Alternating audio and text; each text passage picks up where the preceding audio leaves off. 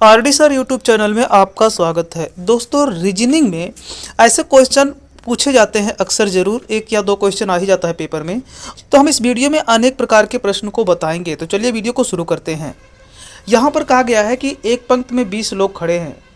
यदि आर के पीछे एस के आगे के बीच के पी से लगातार यम तक गिनने पर 12 लोग होते हैं। यदि यम पहले नंबर पर आता है तो यस तक कितने लोग हुए, जबकि यस और आर के बीच 3 लोग हैं। क्वेश्चन पढ़ने पर तो कुछ समझ में ही नहीं आया होगा, आपको थोड़ा थोड़ा पढ़ करके और उसका डायग्राम बनाना है तो आसानी से मिल जाएगा। कहा ना एक पंक्ति में 20 लोग खड़े हैं, ठीक है। अब कौन किसके आगे पीछे है वो यहाँ से शुरू होता, अगली लाइन से। यदि आर के पीछे एस के आगे, तो एक काम करते हैं यहाँ पे आर बना लेते हैं, आर के पीछे और एस के आगे। देखिए इनका मुख चाहे आप इधर मान लीजिए और चाहे आप इधर मान लीजिए, किधर भी मान सकते हैं। तो चलिए इसका मुख हम इधर मान लेते हैं कि इन सभी का मुख जो है इस साइड में है। तो इसका पीछे क्या होगा, तो इस साइड में इसका आर का पीछे होगा। तो कहा है ना कि आर का पीछे, तो आर के पीछे एस, तो यहाँ पर कौन आता है, यस आता है। और यस के आगे, तो इसका मुख इधर है तो आगे का मतलब यहाँ पर कहीं, ठीक है। यस के आगे के बीच के पी से, देखिए कहा ना कि आर के पीछे यस के आगे के बीच, इन दोनों के बीच के पी से, इन दोनों के बीच में कौन है, पी है, एकदम बीच में पी है। पी से लगातार यम तक गिनने पर 12 लोग होते हैं। लगातार यम तक गिना गया तो 12 लोग होते हैं। अब देखिए चूंकि टोटल 20 लोग कहा है, इधर भी हो सकता है 12 लोग गिनने पर और इधर भी हो सकता है। अब ये किधर गिना जाएगा हम आगे देखते हैं। तो यहाँ पर ये कहा है कि यदि यम पहले नंबर पर आता है, देखिए कहा है कि यम पहले नंबर पे आता है और पी से लगातार यम तक गिनने पर यम तक लगातार गिना गया। और यदि यम पहले नंबर पे आता है तो यम आता है पहले नंबर पर। यहाँ किधर भी मान सकते हैं या फिर इधर भी गिन सकते हैं 12 लोग और इधर भी गिन सकते हैं 12 लोग, क्योंकि जो यम तक गिना जाता है ये यम किधर है ये नहीं कहा है, ठीक है। तो हम किधर भी गिन सकते हैं। मान लीजिए हम इधर ही अगर गिन रहे हैं तो यहाँ कहीं यम है, ठीक है ना, क्योंकि यम तक 12 लोग होते हैं। कहाँ से, जब पी से लगातार गिना जाता है, यानी यहाँ से गिना जाता है यम तक की, तो टोटल कितने लोग होते हैं, 12 लोग। यहाँ पर हम 12 लिख दे रहे हैं, 12 लोग होते हैं, ठीक है।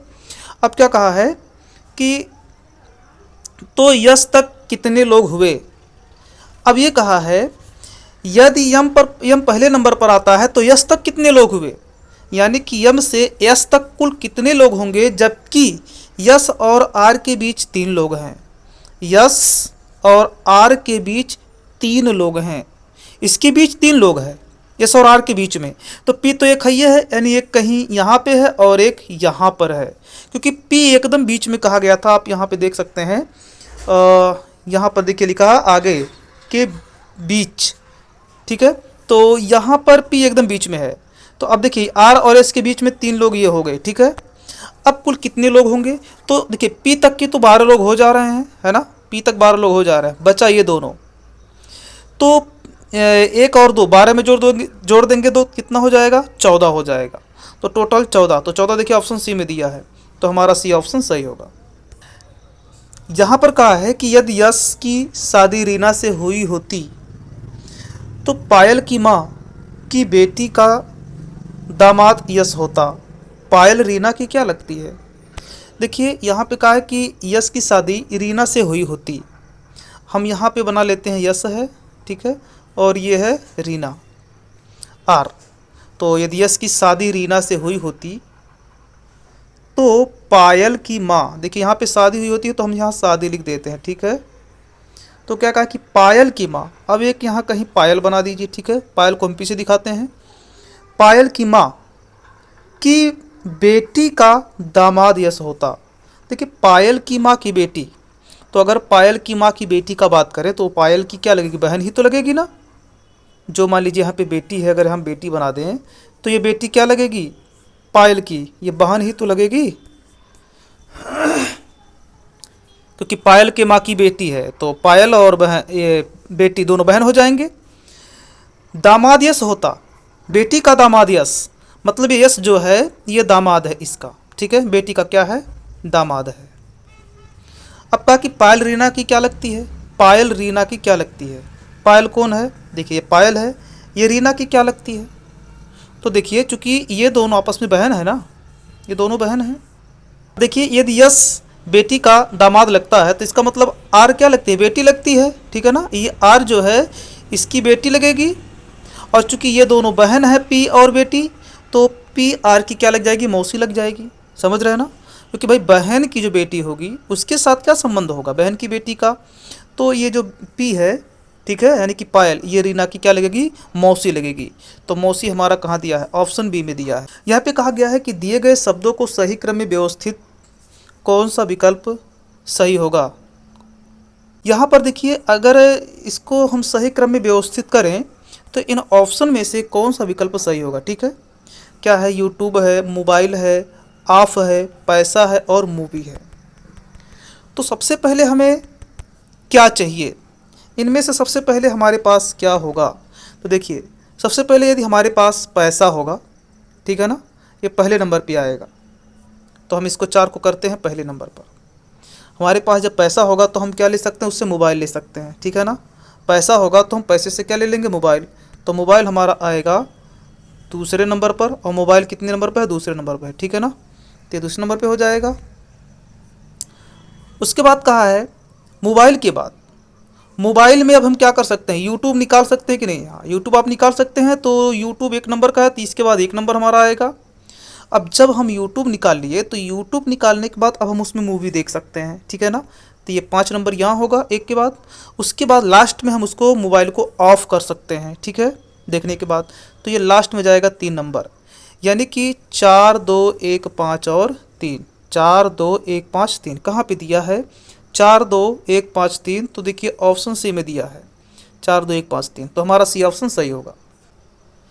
कौन सा समय 1:05 PM के करीब होगा, इनमें से कौन सा समय इनके करीब होगा। अगर हम देखें यहाँ पर 12:55 AM, तो 12:55 AM से आगे बढ़ेंगे तो AM ही चलेगा, पर यहाँ तो PM कह दिया है, ये तो उसके करीब भी उतना नहीं हुआ, ये तो बहुत दूर पड़ रहा है। अभी इसका अगर देखें तो 11:50 हो रहा है, 11:50 AM हो रहा है, यानी कि 10 मिनट में ये PM हो जाएगा, ठीक है। क्योंकि 11:50 हो रहा है ना, जैसे ही 12 बजेगा ये क्या हो जाएगा, PM हो जाएगा। और यहाँ PM है भी, 10 मिनट में PM होगा, पर हमें 1:05 चाहिए, तो यानी 1 घंटा 5 मिनट और आगे। तो 1 घंटा 5 मिनट ये, और इसमें से जो 10 मिनट अभी बाकी था, ठीक है। तो यानी कुल मिला करके 1 घंटा 15 मिनट, ठीक है। ये 1 घंटा 15 मिनट इसके करीब है। अब हम चलते हैं डी वाले ऑप्शन में, देखते हैं ये कितना करीब है। तो यहाँ 11:55 PM हो रहा है। अब जैसे ही 12 बजेगा ये AM हो जाएगा, और यहाँ AM तो है नहीं। अब 12 AM, फिर 1 AM, फिर 2 AM, तो बहुत दूर चला जा रहा है, ठीक है ना। इसके बाद हम इसको देख लेते हैं। तो यहाँ पर देखिए 1 AM है, अब ये AM में ही चलेगा, 2 AM 3 AM 4 AM, तो ये तो बहुत दूर चला जा रहा है, ठीक है ना। तो सबसे नज़दीक जो ऑप्शन, तो जो ऑप्शन सही लग रहा है वो बी ऑप्शन सही लग रहा है। ये 1 घंटा 15 मिनट ही करीब है इसके, ठीक है। यहाँ पे लिखा है कि यदि P को A, X को M तथा R को D लिखा जाए तो R X P को क्या लिखा जाएगा। यहाँ पर एक बार हम लिख लेते हैं R X और P क्या लिखा जाएगा। देखिए यहाँ पे कहा गया है कि R को D लिखा गया, इसको क्या लिखा गया है, D, और X को क्या लिखा गया, तो X को बोला गया M लिखा गया, तो हो गया M, और P को क्या बोला गया है, P को बोला गया है A, अर्थात DMA। तो DMA कहाँ है, देखिए DMA तीसरे ऑप्शन में दिया, तो हमारा ऑप्शन सी सही होगा। हम यहाँ पे जितने भी क्वेश्चन बताए गए सारे क्वेश्चन आपको अच्छे समझ में आए होंगे। वीडियो देखने के लिए धन्यवाद।